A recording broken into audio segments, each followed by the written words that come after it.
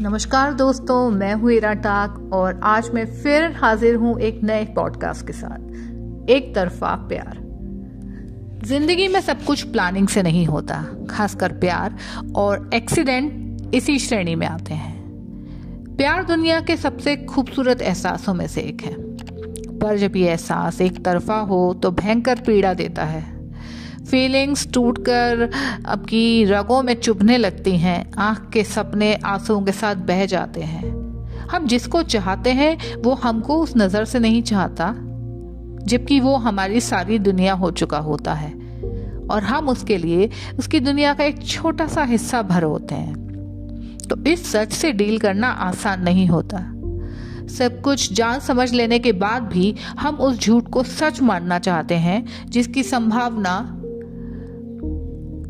सच होने की ना के बराबर होती है।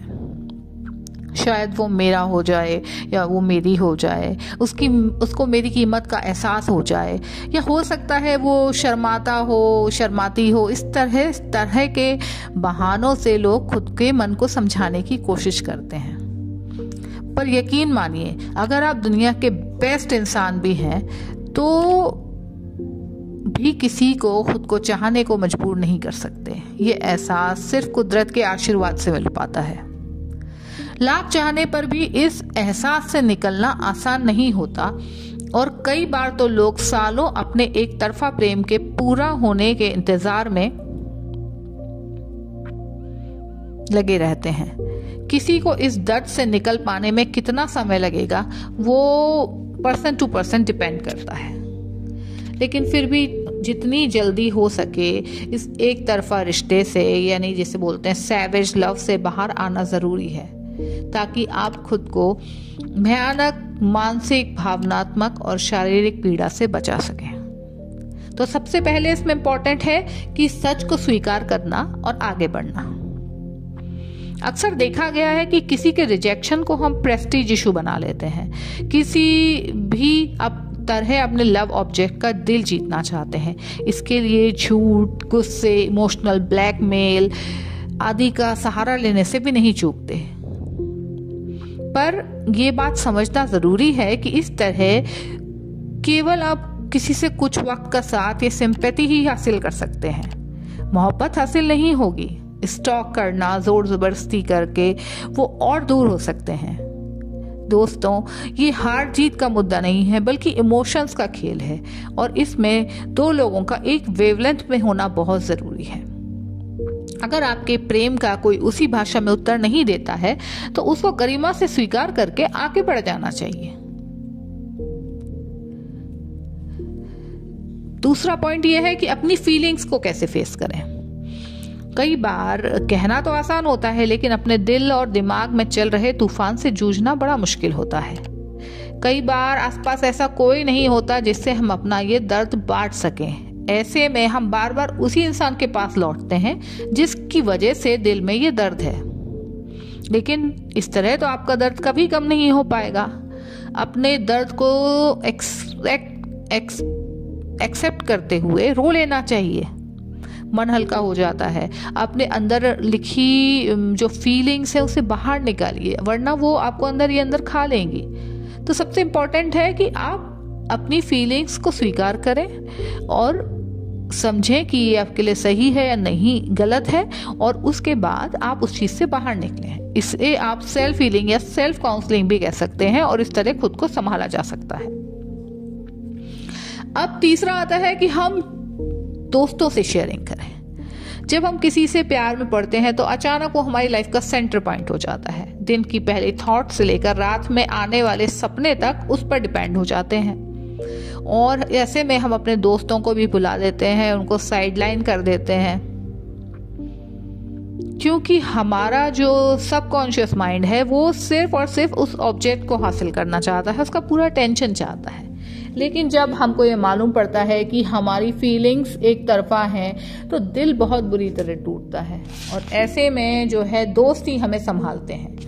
इसलिए ज़रूरी है कि आप अपने ऐसे दोस्तों से अपनी बातें शेयर करें जो बिना जज करे आपकी पेन को समझ पाए और वो आपको सही गलत बता सकें, क्योंकि वो आपकी तरह प्यार में अंधे नहीं होते हैं। वो आपका देख सकते हैं कि रिलेशनशिप किस डायरेक्शन में जा रहा है।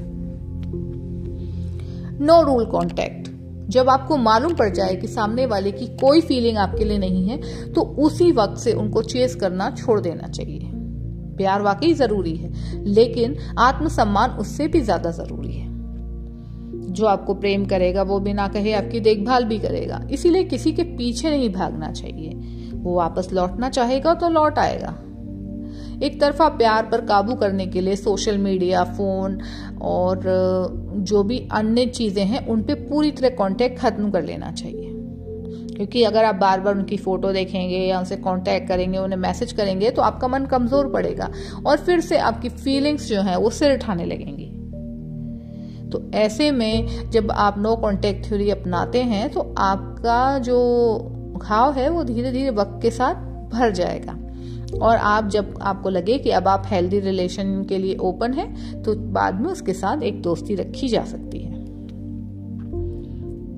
एक तरफा प्यार से निकलने का एक और बहुत इम्पोर्टेंट उपाय है, वो है अपने काम पर फोकस। काम ही ऐसी चीज है, आपका करियर या आपका प्रोफेशन जो है, जो आपको दिल के दर्द से बचा सकता है। जब आप किसी को अपना 100% देते हैं तो वो आप उस रिश्ते में दुखी होने लगते हैं, लेकिन अगर आप अपने काम में ये 100% देंगे तो वो काम आपको तरक्की देगा।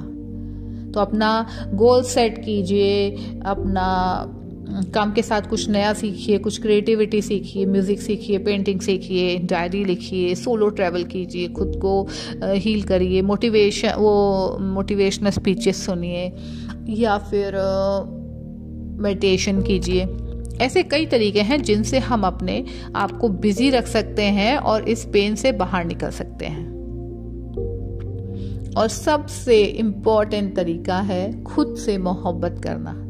जब हम एक तरफा रिश्ते में होते हैं तो खुद तो खुशी से ज्यादा तकलीफ और इंतजार में रहते हैं, और ऐसे में सबसे ज्यादा नुकसान हम खुद को पहुंचाते हैं। अगर आप खुद को प्रेम नहीं करेंगे तो कोई और भी आपसे प्रेम क्यों करना चाहेगा? हम क्यों किसी दूसरे की मोहर का वेट करते हैं? तो आज से, अभी से खुद को प्यार करना, खुद का ख्याल रखना सीखिए। जो भी रौनक है इस दुनिया में आपके होने से ही है। तो दोस्तों, अच्छी डाइट लीजिए, जिम जाइए, फिट बॉडी बनाइए, ताकि आपके अंदर के नेगेटिव इमोशंस बाहर निकल सकें। योगा कीजिए, ध्यान लगाइए, डांस करिए और हैप्पी हार्मोन रिलीज करिए। और याद रखिए कि इस कुदरत ने आपको जो नेमतें दी हैं उसका शुक्रिया कहना ना भूलें।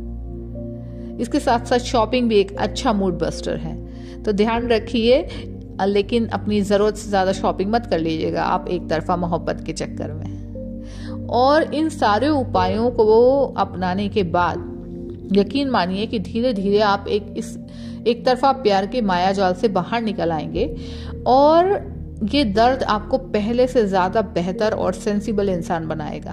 फिर जब आप मुड़कर देखेंगे तो खुद की मूर्खता पर आपको हंसी भी आएगी। जो सौदा लेन देन का हो उसमें दोनों को मुनाफा और आनंद मिलता है। सच मानिए, इस एक तरफा प्यार में सिर्फ नुकसान ही नुकसान है। तो धन्यवाद दोस्तों, मुझे पूरी उम्मीद है आपको मेरा ये पॉडकास्ट पसंद आया होगा और ये आपको जीवन में एक नई राह दिखाएगा। और अभी तक अगर आपने मेरा चैनल सब्सक्राइब नहीं किया है तो प्लीज़ इसे सब्सक्राइब करिए, लाइक करिए और शेयर भी कीजिए। तो हम फिर से मिलेंगे एक नए पॉडकास्ट के साथ। तब तक अपना ध्यान रखिए और खूब खुश रहिए।